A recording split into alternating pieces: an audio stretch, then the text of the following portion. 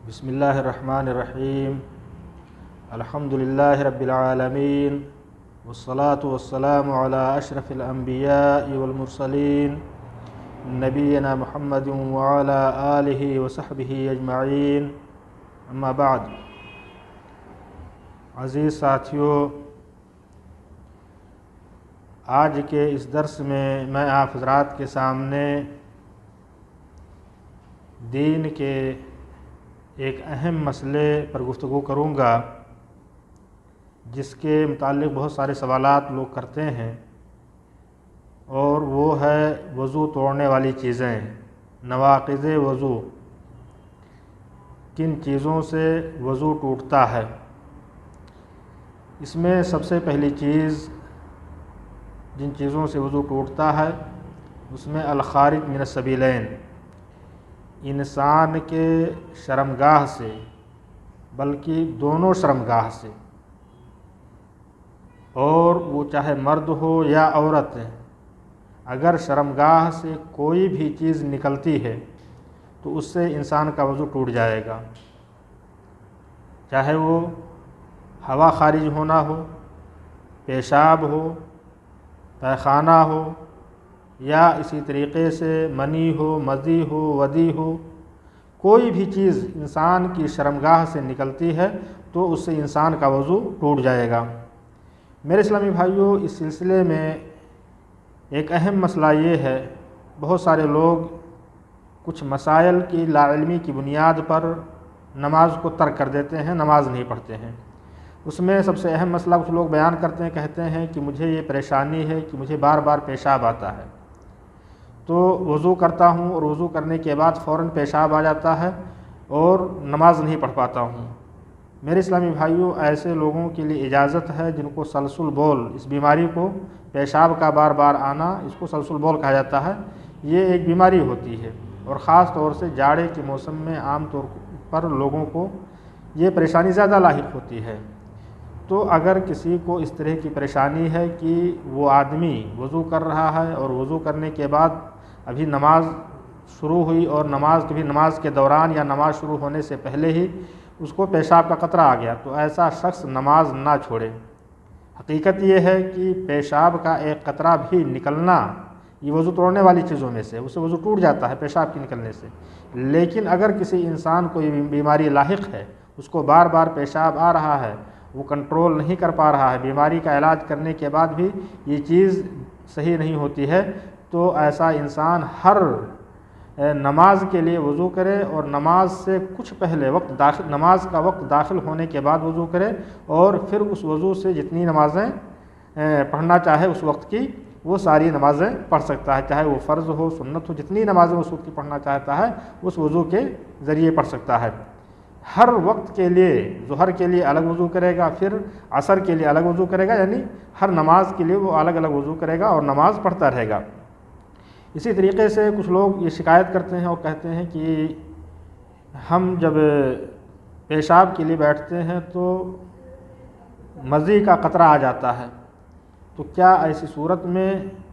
ہم نماز کو ترک کر دیں؟ ہمارے اوپر کیا چیز ہے؟ میرے اسلامی بھائیوں، اس سلسلے میں حضرت علی بن ابی طالب رضی اللہ تعالیٰ عنہ کی ایک روایت ہے، کہتے ہیں کہ میں ایسا انسان تھا کہ مجھے بار بار یہ چیز لاحق ہوتی تھی، مزی مجھے بار بار آتا تھا، اور میں اس سلسلے میں اللہ کے رسول صلی اللہ علیہ وسلم سے سوال کرنا چاہتا تھا، لیکن چونکہ اللہ کے رسول صلی اللہ علیہ وسلم کی صاحبزادی حضرت فاطمہ رضی اللہ تعالی عنہا ان کے عقد میں تھیں، اس لیے وہ اللہ کے رسول صلی اللہ علیہ وسلم کے داماد تھے، اس لیے وہ یہ سوال نہیں کر پا رہے تھے۔ تو انہوں نے حضرت مقداد بن اسود رضی اللہ تعالیٰ عنہ کو بھیجا کہ وہ اللہ کے رسول صلی اللہ علیہ وسلم سے جا کر کے اس مسئلے میں دریافت کریں۔ انہوں نے جا کر کے اللہ کے رسول صلی اللہ علیہ وسلم سے سوال کیا، تو اللہ کے رسول صلی اللہ علیہ وسلم نے جواب دیا کہ وہ آدمی اپنے شرمگاہ کو دھل لے اور وضو کر لے اور نماز پڑھے۔ تو اگر کسی انسان کے ساتھ اس طرح کی بیماری ہے، اس طرح کی پریشانی ہے کہ پیشاب کے ساتھ منی یا مزی کا قطرہ آ جاتا ہے، تو ایسا انسان نماز بالکل نہ ترک کرے، بلکہ وہ اپنی شرمگاہ کو دھل لے، جیسا کہ اللہ کے رسول صلی اللہ علیہ وسلم نے تعلیم دی، اور پھر وضو کر لے اور وضو کر کے نماز پڑھ لے۔ اسی طریقے سے بعض عورتوں کو حیض کے علاوہ استحاضہ کا خون آتا ہے، بیماری کا خون آتا ہے، حیض کا خون جو ہوتا ہے وہ اس کی مدت متعین ہوتی ہے، فلاں تاریخ سے فلاں تاریخ تک، یا 3 دن 5 دن جو اس کا ٹائم ہوتا ہے، ہر مہینے میں اسی وقت تقریباً وہ خون آتا ہے۔ لیکن اس کے علاوہ بیماری کا خون بھی کچھ عورتوں کو آتا ہے جسے استحاضہ کہتے ہیں۔ تو اگر کسی عورت کو اس طرح کا خون آ رہا ہے تو وہ عورت بھی ہر نماز کے لیے وضو کرے گی اور نماز پڑھے گی، وہ نماز کو ترک نہیں کرے گی، جیسا کہ اللہ کے رسول صلی اللہ علیہ وسلم نے فاطمہ بنت ابی حبیش رضی اللہ تعالیٰ عنہ کو یہ حکم دیا جب انہوں نے سوال کیا اور اللہ کے رسول صلی اللہ علیہ وسلم سے مسئلہ پوچھا کہ اے اللہ کے رسول صلی اللہ علیہ وسلم، مجھے بار بار استحاضہ کا خون آتا ہے، بیماری کا خون آتا ہے، میں پاک نہیں ہو پاتی ہوں، تو میں کیا کروں؟ تو اللہ کے رسول صلی اللہ علیہ وسلم نے ان کو یہ حکم دیا تھا کہ وہ ہر نماز کے لیے کیا کریں؟ وضو کریں۔ تو ایسی عورتیں ہر نماز کے لیے وضو کریں گی اور نماز پڑھیں گی۔ اسی طریقے سے وضو توڑنے والی چیزوں میں سے ایک اہم چیز یہ ہے، ہر وہ چیز جس سے عقل پر پردہ پڑ جائے اس سے انسان کا وضو ٹوٹ جاتا ہے۔ انسان کی عقل زائل ہو جائے، انسان کی عقل کام نہ کرے، اور یہ چیز پیش آتی ہے، کبھی انسان بے ہوش ہو جاتا ہے، جب بے ہوش ہو گیا انسان تو پھر اب اس کی عقل کام نہیں کرتی۔ اگر انسان نے بے ہوشی سے پہلے وضو کیا تھا تو بے ہوش ہونے کے بعد جب وہ انسان ہوش میں آئے گا تو وہ دوبارہ وضو کرے گا، ہوش سے پہلے جو اس نے وضو کیا تھا وہ وضو کافی نہیں ہوگا، بلکہ بے ہوشی کی وجہ سے، کیونکہ اس کی عقل پر پردہ پڑ گیا، اس کی عقل زائل ہو گئی، اس لیے وہ انسان کیا کرے گا؟ دوبارہ وضو کرے گا اور پھر نماز پڑھے گا۔ اسی طریقے سے انسان کو جنون لاحق ہو گیا جس سے اس کی عقل پر پردہ پڑ گیا، انسان کسی نشے کی وجہ سے انسان کی عقل زائل ہو گئی، تو ان تمام صورتوں میں انسان کو دوبارہ وضو کرنا پڑے گا جب بھی عقل پر پردہ پڑ جائے، انسان کی عقل زائل ہو جائے، اس لیے کہ اس صورت میں یہ امکان ہوتا ہے کہ ہو سکتا ہے جب انسان کی عقل زائل ہوئی، انسان ہوش میں نہیں تھا، کہ اس کے شرمگاہ سے کوئی چیز نکلی ہو، اسے ہوا خارج ہو گئی، انسان کو اس چیز کا پتہ نہیں ہوتا ہے، تو ایسا انسان دوبارہ وضو کرے۔ اور اسی میں سے ایک اہم چیز نیند کا آنا، سو جانا، یہ بھی وضو کے نواقض میں سے ہے۔ اس مسئلے میں اختلاف ہے، لیکن اگر گہری نیند سے انسان سو رہا ہے تو اس کا وضو ٹوٹے گا۔ صحیح قول یہ ہے کہ اگر انسان گہری نیند سے سو رہا ہے تو اس کا وضو ٹوٹ جائے گا، لیکن اگر گہری نیند میں نہیں تو اس سے انسان کا وضو نہیں ٹوٹے گا، جیسا کہ حضرت انس بن مالک رضی اللہ تعالیٰ عنہ سے روایت ہے، کہتے ہیں کہ صحابہ کرام عشاء کی نماز کے لیے بیٹھ کر کے انتظار کرتے تھے اور نیند کی وجہ سے ان کے سر جھک جاتے تھے اور پھر وہ اٹھ کر کے نماز پڑھ لیتے تھے، وضو نہیں کرتے تھے۔ تو میرے اسلامی بھائیوں، اس سے معلوم ہوتا ہے کہ اگر انسان کی نیند ہلکی ہو، انسان کہیں اس کو اونگھ آ گئی یا اس طرح کی چیز ہے تو اس کا وضو نہیں ٹوٹے گا، لیکن اگر انسان گہری نیند سو رہا ہے جس سے اس کی عقل زائل ہو جائے، اس کی عقل پر پردہ پڑ جائے، اس کو اس چیز کا پتہ نہ ہو کہ ہمارے ساتھ کیا ہوا، اس لیے کہ ایسی صورت میں یہ امکان ہوتا ہے کہ اس سے ہوا خارج ہو سکتی ہے یا دوسری چیزیں صادر ہو سکتی ہیں جو نواقض وضو میں سے ہیں۔ تو گہری نیند یہ نواقض وضو میں سے ہے۔ اسی طریقے سے شرمگاہ کا چھونا، اور شرمگاہ کا چھونا بلا کسی حائل کے، بلا کسی اوٹ کے، بلا کسی رکاوٹ کے، اگر کسی انسان کے ساتھ بیماری ہے اور اسے خراش ہے، اگر انسان اپنی شرمگاہ کو کھجلا رہا ہے کپڑے کے اوپر سے تو ایسی صورت میں اس کا وضو نہیں ٹوٹے گا، لیکن اگر انسان بلا کسی حائل کے، بلا کسی اوٹ کے، بلا کسی کپڑے کے اگر انسان اپنی شرمگاہ کو اپنے ہاتھوں کی باطن سے چھوتا ہے تو ایسے انسان کا وضو ٹوٹ جائے گا اور اس انسان کو دوبارہ وضو کرنا ہوگا، اس لیے کہ اس سلسلے میں اللہ کے رسول صلی اللہ علیہ وسلم کی حدیث ہے۔ اللہ کے رسول صلی اللہ علیہ وسلم نے فرمایا من مس ذکرہ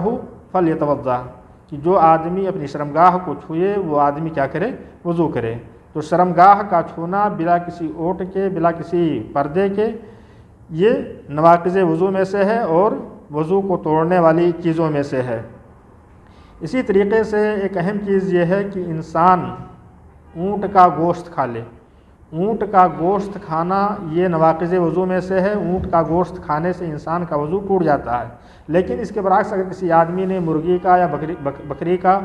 یا کسی اور جانور کا گوشت کھایا ہے تو اس سے انسان کا وضو نہیں ٹوٹتا ہے، اس لیے کہ اللہ کے رسول صلی اللہ علیہ وسلم سے جب یہ سوال کیا گیا ہے، جابر بن سمرہ رضی اللہ تعالیٰ عنہ کہتے ہیں کہ ایک آدمی نے اللہ کے رسول صلی اللہ علیہ وسلم سے سوال کیا کہ اے اللہ کے رسول صلی اللہ علیہ وسلم انتوضأ من لحوم الغنم، کہ کیا ہم بکری کا گوشت کھانے کے بعد میں ہم وضو کریں گے؟ تو اللہ کے رسول صلی اللہ علیہ وسلم نے فرمایا کہ ان شئت توضأ و ان شئت فلا توضأ، کہ اگر تم چاہو تو وضو کرو اور اگر چاہو تو وضو نہ کرو۔ اللہ کے رسول صلی اللہ علیہ وسلم نے انہیں اختیار دیا۔ تو بکری کا گوشت کھانے کے بعد میں یا اسی طریقے سے کسی اور جانور کا گوشت کھانے کے بعد میں آپ کو یہ اختیار ہے، لیکن اگر کسی انسان نے اونٹ کا گوشت کھایا ہے تو اس سے وضو ٹوٹ جائے گا، جیسا کہ ان صحابی نے جب اللہ کے رسول صلی اللہ علیہ وسلم سے یہ سوال کیا کہ یہ انتوضأ من لحوم الابل، کہ کیا ہم اونٹ کا گوشت کھا کر کے وضو کریں گے یا ہمیں وضو کرنا ہوگا؟ تو اللہ کے رسول صلی اللہ علیہ وسلم نے فرمایا کہ نعم توضأ، کہ ہاں اونٹ کا گوشت کھانے کے بعد میں تم وضو کرو۔ تو یہ اونٹ کا گوشت کھانا یہ چیز نواقض وضو میں سے ہے، وضو کو توڑنے والی چیزوں میں سے ہے۔ اسی طریقے سے ایک اہم مسئلہ ہے جس کے اندر خلاف ہے، لیکن صحیح قول یہ ہے کہ اگر انسان نے میت کو غسل دیا ہے تو اسے کیا کرنا چاہیے؟ دوبارہ اگر میت کو غسل کرنے سے پہلے انسان نے وضو کیا، پھر میت کو غسل دے رہا تو میت کے غسل کے بعد وہ انسان وضو کر لے۔ صحیح اس سلسلے میں یہی ہے۔ یہ چند احکام تھے وضو کے تعلق سے، نواقض وضو کے تعلق سے۔ الہ العالمین سے دعا ہو کہ الہ العالمین ہم سب کو دین کے احکام کو سمجھنے اور ہم سب کو اس پر عمل پیرا ہونے کی توفیق عطا فرمائے۔ آمین۔ وآخر دعوانا الحمد للہ رب العالمین، وصلی اللہ علی نبینا محمد وعلی آلہ وصحبہ اجمعین۔